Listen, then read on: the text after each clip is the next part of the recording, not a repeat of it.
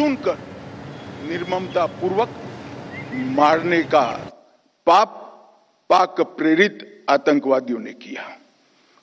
और उस वक्त हमारे प्रधानमंत्री जी ने उनको कहा था, बिहार से कहा था कि इसका उचित जवाब दिया जाएगा, और ऑपरेशन सिंदूर ये उसका जवाब है। आज पूरी दुनिया हमारी सेना की वीरता और मारक क्षमता की भूरी भूरी प्रशंसा कर रही है।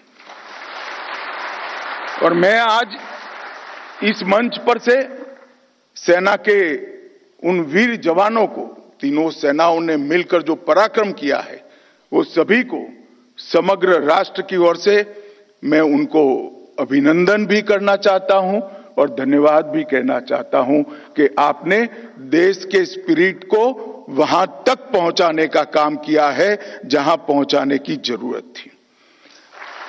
दुनिया भर में कई जगह पे आतंकी हमलों का जवाब दिया गया है, परंतु भारत ने जो जवाब दिया है वो एक प्रकार से अलग है। जब पहलगांव पर हमला हुआ, उसके बाद हमने 8 तारीख को ऑपरेशन सिंदूर लॉन्च किया। कुछ ही मिनटों के ऑपरेशन में हमने 9 आतंकी अड्डों को समाप्त कर दिया, जिसमें से 2 उनके हेडक्वार्टर थे। मगर उसमें बारीकी से समझने की यह बात है कि ना हमने पाकिस्तान के सेना के इंस्टॉलेशन को कभी तबाह किया, ना कभी एयरबेस को तबाह किया। हमने सिर्फ और सिर्फ आतंकी अड्डों को ध्वंस करने का काम किया, जिन्होंने हमारी धरती पर गुनाह किया था। मैं फिर से एक बार कहना चाहूंगा, ना हमने सेना के हवा अड्डों को, स्थापनाओं को छुआ, ना उनके एयरबेस को छुआ। 8 तारीख को केवल और केवल पाकिस्तान में बसे जैसे मोहम्मद, हिजबुल मुजाहिदीन, लश्कर ए तैयबा और उनके हेडक्वार्टर, ट्रेनिंग कैंप और एक प्रकार से भारत में आतंकवादियों को घुसपैठ कराने के अड्डे को तबाह किया। हम मानते थे कि इतना इनफ है, और हमने तो हमला आतंकवादियों पर किया था, मगर पाकिस्तान ने साबित कर दिया कि जो आतंकवाद यहां पर है वो पाक स्पॉन्सर है। आतंकवादियों पर किए गए हमले को पाकिस्तान ने अपने पर किए गए हमले में मानकर 8 तारीख के बाद हमारे देश के सिविलियन सान, हमारे सेना के संस्थानों पर हमला करने का साहस किया, दुस्साहस किया। हमारी एयर डिफेंस सिस्टम बहुत अद्भुत थी, कुछ बिगाड़ नहीं पाए। और जब पाकिस्तान की सेना ने हमारे सिविलियन स्थानों और हमारे सेना के स्थानों पर हमला किया, इसका प्रयास किया, 9 तारीख को भारतीय सेना ने उनके एयरबेस पर हमला कर एक प्रखर और कठोर जवाब देकर उनकी मारक क्षमता, हमारी मारक क्षमता का परिचय कराया और उनकी एयर डिफेंस सिस्टम को भी खोखला साबित करने का काम किया।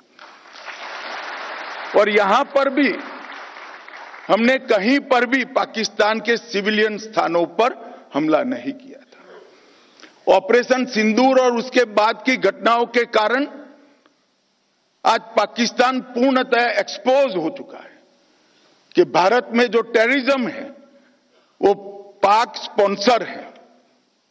पाकिस्तान के द्वारा स्पॉन्सर टेररिज्म भारत के अंदर हो रहा है, क्योंकि जब पाकिस्तान के टेरर के अड्डों पर हमला किया, जवाब पाकिस्तान की सेना ने दिया। जो उनके आतंकवादी आका मारे गए, उनका जब नमाजे जनाजा जब हो रहा था, पूरी दुनिया ने देखा पाक सेना के आला अफसर इनके कॉफिन को कंधा भी दे रहे थे और वहां नमाज पढ़ने के लिए उपस्थित भी थे। भारतीय जनता पार्टी के बगैर उनके गोली का जवाब गोले से देने का काम किया और उनको ये बता दिया कि बीएसएफ 24 घंटा 365 दिन तैनात है और जब तक बीएसएफ है पाकिस्तान की सेना 1 इंच भी आगे नहीं बढ़ सकती है। मैं ये सभी सीमा प्रहरियों को भी बहुत बहुत बधाई देना चाहता हूं। मित्रों, इस ऑपरेशन सिंदूर ने आत्मनिर्भर भारत की डिफेंस प्रोडक्शन में जो स्थिति है उसको भी बहुत अच्छे तरीके से आज हमने इसकी सफलता देखी है और मैं मानता हूं कि आने वाले दिनों में मोदी जी के नेतृत्व में ये अभियान और चलेगा और हम आत्मनिर्भरता की ओर आगे बढ़ते चलेंगे। ऑपरेशन सिंदूर में बीएसएफ के मोहम्मद इम्तियाज अहमद और दीपक चिंगाखम ने मातृभूमि की रक्षा करते हुए सर्वोच्च बलिदान दिया। सेना के भी जवानों का बलिदान हुआ है। इस सभी को आज के इस कार्यक्रम के माध्यम से मैं मनपूर्वक इनकी वीरता की सराहना भी करता हूं और उनके परिवारों को बताना चाहता हूं कि आपने आपके परिवार का स्वजन जरूर खोया है, परंतु इसका नाम इस देश की आजादी की रक्षा के, इस देश के सार्वभौमत्व की रक्षा के इतिहास में स्वर्णिम अक्षरों से हमेशा हमेशा के लिए अंकित होगा। इस हम सब के लिए गर्व का विषय है। मित्रों, बीएसएफ भारत की 15,000 किलोमीटर से अधिक सीमा और उसमें से सबसे कठिन सीमा की सुरक्षा बीएसएफ के हाथ में है। कई प्रकार की विषम भौगोलिक परिस्थितियां बीएसएफ के लिए चैलेंज बनी हुई हैं, मगर मुझे आनंद है कि बीएसएफ ने विगत 5 साल के अंदर ढेर सारे तकनीकी समाधान ढूंढने का प्रयास किया है। जहां पर बाढ़ नहीं लग सकती वहां पर सीमा की सुरक्षा तकनीक के माध्यम से करने के लिए दुनिया भर के सॉल्यूशन को भी प्रयोगात्मक रूप से बीएसएफ ने जमीन पर उतारने का प्रयास किया है और बीएसएफ के जवानों ने भी इन हाउस कई सारे सॉल्यूशन निर्मित किए हैं। अभी 2 महीना पहले ही मैं और हमारे गृह सचिव जम्मू गए थे। ढेर सारे सॉल्यूशंस के एक्सपेरिमेंट को स्थान पर देखा है और अब आने वाले दिनों में गृह विभाग ये सारे सॉल्यूशन में से कुछ मॉडल तय कर उसको जमीन पर उतारने वाला है। मुझे पूरा भरोसा है कि जहां पर भौगोलिक विषमता हमारे आड़े बहुत बड़ी अड़चन बनी है, ऐसी सीमा की सुरक्षा के लिए भी बीएसएफ ने ढूंढे हुए तकनीकी समाधान आने वाले दिनों में देश को सुरक्षित करेंगे। और कुछ शब्दों में मैंने ये प्रक्रिया बताई, वो प्रक्रिया बहुत लंबी है, बहुत परिश्रम करने वाली है और सैकड़ों ट्रायल लेकर एरर को खत्म कर एक संपूर्ण प्रणाली बनाने की ये प्रक्रिया अपनाई है। मैं आज इसलिए कह रहा हूं कि देश के नागरिकों को भी मालूम पड़ना चाहिए कि जहां नाले बस रहे हैं, नाले बह रहे हैं, जहां पर घना जंगल है, पहाड़ों की चोटियां हैं, जहां पत्थर है, ऐसी जगह पे जहां बाढ़ नहीं लग सकती, इसकी सुरक्षा के लिए भी बीएसएफ के जवान कटिबद्ध है और सतत पुरुषार्थ कर इसके तकनीकी समाधान ढूंढे हैं। बीएसएफ ने 1 दिसंबर 1965 से लेकर आज तक जो बीएसएफ का विकास हुआ है, लगभग 2,75,000 की नफरी के साथ थल, जल और वायु तीनों प्रकार के सुरक्षा के दस्ते बनाकर बीएसएफ आज दुनिया के सभी सीमा सुरक्षा बलों में सर्वोच्च स्थान पर खड़ा है। इसमें किसी को कोई शंका नहीं है। बीएसएफ आज अपनी भूमिका बहुत अच्छे तरह से निभा रही है और देश ने भी बीएसएफ के जवानों को हमेशा उनके पराक्रम को, उनके बलिदान को नवाजने में कोई कमी नहीं छोड़ी। 1 पद्म विभूषण, 2 पद्म विभूषण भूषण, 7 पद्मश्री, 1 महावीर चक्र, 6 कीर्ति चक्र, 13 वीर चक्र, 13 शौर्य चक्र, 56 सेना मेडल और 1246 वीरता के लिए पुलिस पदक बीएसएफ के जवानों को मिले हैं। वो ही बताता है कि एक बल इतने सारे पदक पर जब अधिकार करता है और सभी प्रकार के पदक पर अधिकार करता है तो उनकी निष्ठा कितनी अद्भुत होगी।